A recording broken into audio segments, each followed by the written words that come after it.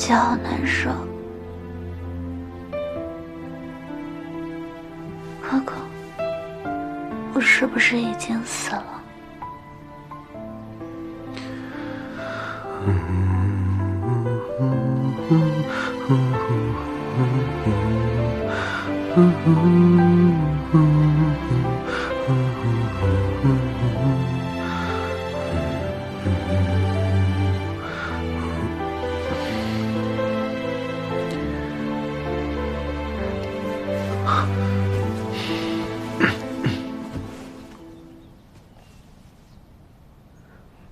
思夜，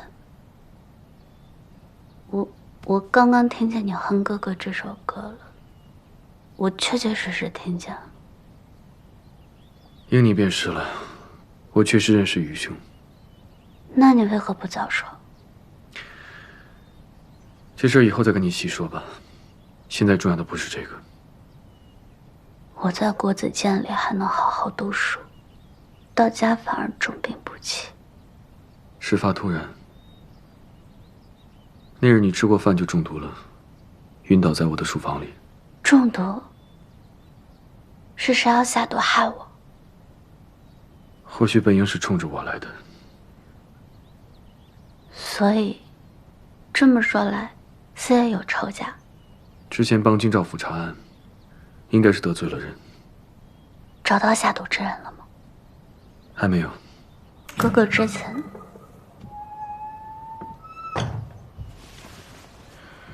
四爷也在。周安远，你先好好照顾他吧。桑琪，我先走了。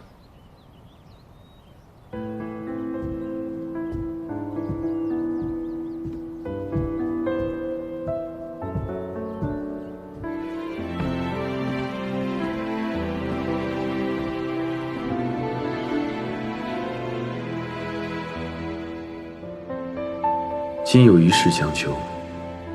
叶某近日遇到几起中毒事件，十分蹊跷。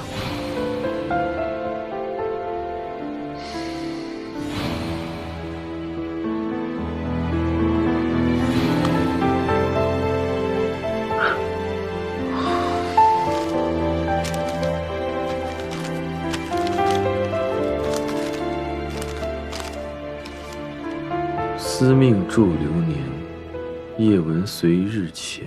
非是岳林从，人寰宇宙容。哉知人情别。